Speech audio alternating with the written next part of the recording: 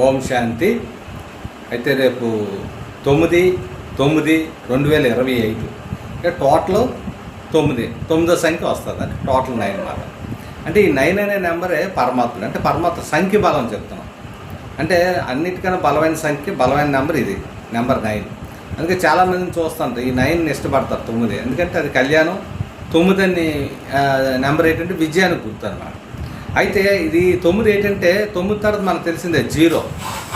అయితే ఈ 8 మంది ఉంటారు అష్టాత్మాలు. ఈ అష్టాత్మాలు తయారు చేసింది 9వడే పరమాత్ముడే తయారు చేస్తాడు. ఎవరో పరమాత్ముడే. అంటే ఈ 8 మంది తయారు చేస్తారనమాట. అంటే ఒక్కొక్కరిలో ఒక్కొక్క విషయస్తూ ఉంటారు. అందుకే మనకి ఏమైనా ఉంటుంది, నవగ్రహాలు అంటాం, నవరత్నాలు అంటాం. వీటి తాలూకా విశేషంగా ఏంటంటే ఇప్పుడు మన భారతదేశం కాదు, ఇప్పుడు తల్లి అనేది జన్మనిచ్చింది అనుకో 9 నెలలకే. 9 నెలలు అయిన తర్వాత పిల్లడు జన్మిస్తాడనమాట. అంటే పరమాత్ముడు ప్రత్యక్ష పాత్ర కావాలి. ఇప్పుడు అప్పుడు దాకా అందరూ దేహదారుల పాత్ర, అందరూ దేహాలు చుట్టే తిరుగుతున్నాం అప్పుడు వారికి. ఇప్పుడు మనం ఏంటంటే సాక్షాత్కు మనం ఎవరో అని తెలుసుకుంటున్నాం కనుక తండ్రి పరమాత్మను చుట్టూ నామస్మరణ చేయాలి, పరమాత్మను శుద్ధి చేయాలి. అతను శివుడు అనమాట, శివ పరమాత్మ. అయితే ఇక్కడ మీకు 9 కోసం చెప్తున్నాం కదా. 9 ఇప్పుడు ఉదాహరణకి చూడండి, ఇది రైట్ హ్యాండ్, ఇది లెఫ్ట్ హ్యాండ్. అంటే రైట్ హ్యాండ్ లెఫ్ట్ హ్యాండ్ అంటే ఈ రెండు అనమాట. ఈ రెండింటికి మధ్యన ఉన్నది ఏంటిది? ఇదే పరమాత్మ అనమాట. అంటే రాముడు అంటే ఇక్కడ ఏది ఎడం చేయనిది రావణుడు, కుడి చేయనిది రాముడు అనేటప్పుడు ఏంటంటే మంచి కార్యక్రమాలు చేస్తాడు. ఏదైనా శుభానికి కానీ మంచి దానికి కానీ ఏదైనా దేనికైనా ప్రతిదాన్ని ఇలాగ బ్లెస్సింగ్స్ ఇవ్వడం, ఆశీస్సులు ఇస్తాం. అంటే ఈ చేతిది రాముడు మాట, ఆర్ వచ్చింది, రా. మరి ఎడం చేయిది ఉన్నది, ఇది రావణాసుడు, రా అంటే చెడు అనమాట.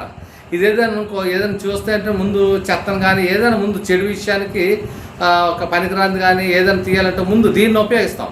అలాగే రెండూ ఉండాలి, రాముడు ఉండాలి, రావణాసుడు ఉండాలి. ఈ రెండింటి మధ్యన క్రియేట్ చేసింది ఎవరంటే మనమనా మధ్య జవాబు అంటారు తండ్రి పరమాత్మ. అంటే మధ్య నుండి పరమాత్మను మనం చూడాలి. మొత్తం క్రియేట్ అంతా పరమాత్ముడే చేస్తారు. చూసారు, ఈ రెండు ఏంటంటే సరి సమానం. ఈ రెండు ఏంటి సరి సమానం. ఈ 5 10 అన్నమాట. అంటే ఇక్కడ 10 తల్ల రావణాసుడు ఎవరైతే ఉన్నాడనమాట. అయితే ఇంత బలాన్ని ఉన్నవాడిని కూడా పరమాత్ముడు, అందుకే పరమాత్ముని ఏమంటారు తెలుసా? మనోభిరాముడు అంటారు. మళ్ళీ ఈయన్నే ఏమంటారు తెలుసా? రావణ బ్రహ్మ అంటారు. చూడండి, ఇందులో ఈయన్నే రావణ బ్రహ్మ అంటారు, అతను మనోభిరాముడు అంటారు. అంటే 9 సంఖ్యకి చాలా విలువ ఎక్కువ, వాల్యూ ఎక్కువ. అందుకు ఆ 9వ వాడే పరమాత్ముడు. అందుకే ఇక్కడ కృష్ణుని సంహరించడానికి అష్టంలో వస్తాడు కృష్ణ. కంసుని సంహరించడానికి అష్టంలో వస్తాడు అని జగన్మాత అయిన శక్తి స్వరూపిణి చెప్తుంది అన్నమాట. అందుకు యథార్థంగా